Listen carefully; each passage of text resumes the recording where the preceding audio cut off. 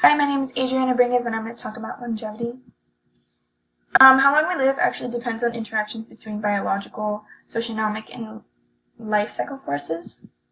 So, researchers determine or distinguish between two different types of longevity: average longevity, which is also known as average life expectancy, and it refers to the age at which half of the individuals who are born in a particular year will have died.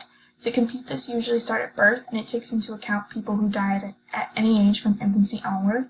So at a certain point, half the people in a certain year will have died.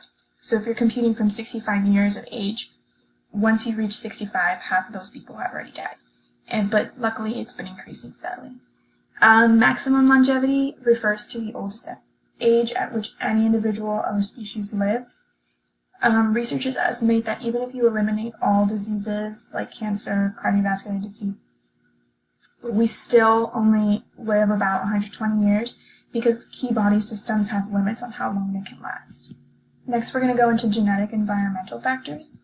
So genetic factors, basically the best way to live a long life is to come from a family with a history of long-lived individuals.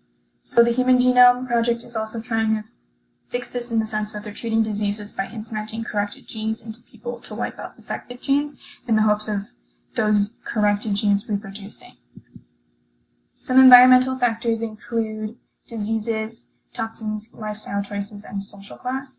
So in regards to social class, if you're living in poverty, you're more likely to have less access to medical care or resources, and you'll live shorter life, unfortunately. And also, a bad thing about environmental factors is that we're responsible for the majority of them, in the sense of like toxins, so pollution and all that has a really bad effect on the body. Something that I found really interesting was the gender differences.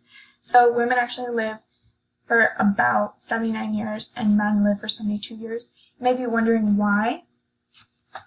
Researchers call this phenomenon testosterone toxicity. So there's higher death rates among men between the age of 15 and 24, which is around the age of puberty. Because of all that testosterone, men are more likely to partake in riskier behaviors and violent behaviors, so you can be like more reckless. So motor vehicle accidents are actually the most common cause of death for males in this age group, followed by homicide, suicide, cancer, and drowning. But fortunately, the ratio plateaus or declines in middle age. Estrogen is also an important factor when it comes to women because we have more. It's an antioxidant and it's beneficial.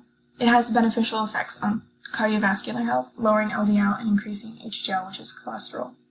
We also have menopause, which sometimes you might think it's a terrible thing, but it actually helps prevent any issues that you might have that are associated with childbirth.